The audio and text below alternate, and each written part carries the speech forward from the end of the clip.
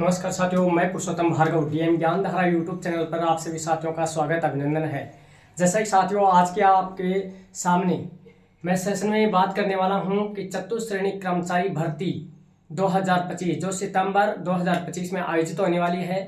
साथियों एक संशय बना हुआ था कि इसमें क्या सिलेबस होगा, कौन से टॉपिक होंगे, कौन से टॉपिक कितने नंबर के होंगे, इन सब का क्लियर कर दिया गया है राजस्थान कर्मचारी चयन बोर्ड के द्वारा। तो आप सबको भी देखो तैयारी करने से पहले पता होना चाहिए कि कौन सा विषय, कौन से टॉपिक कितने नंबर के आने वाले हैं।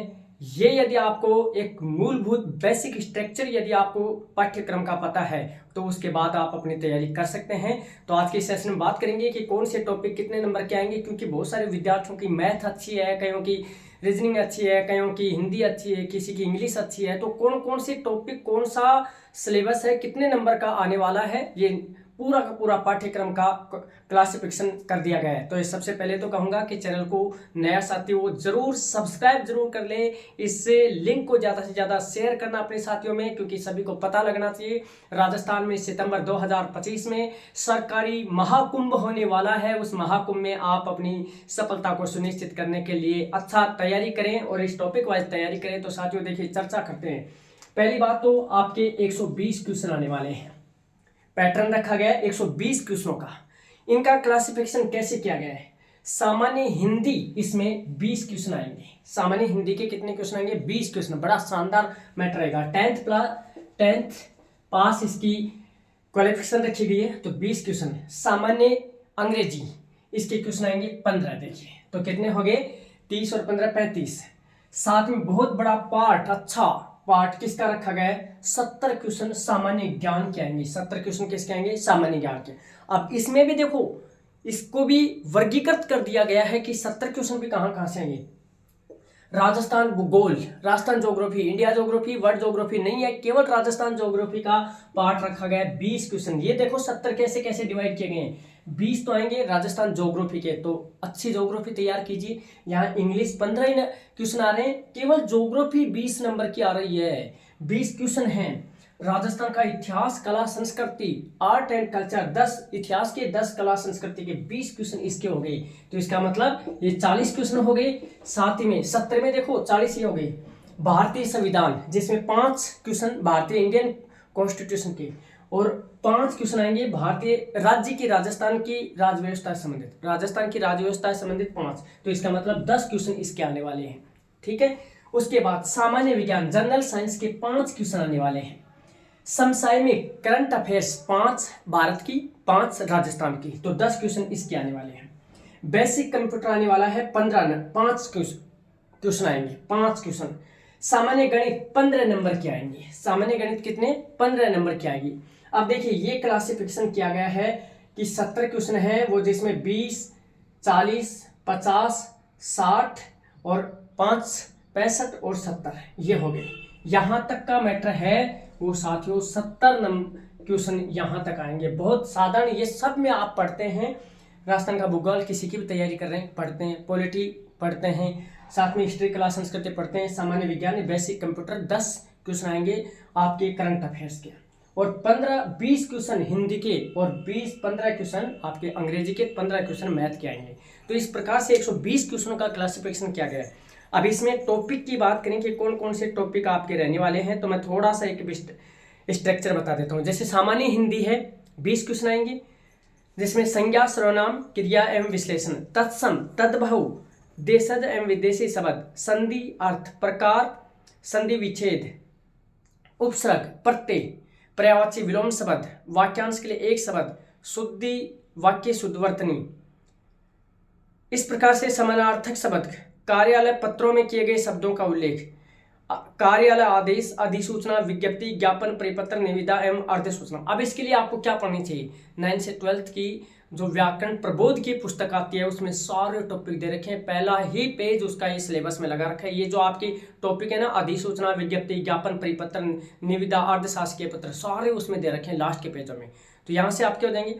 राजस्थान भूगोल जो 20 क्वेश्चन आएंगे, कितना बड़ा पार्ट रखा गया, भूगोल का अच्छा पार्ट रखा गया है।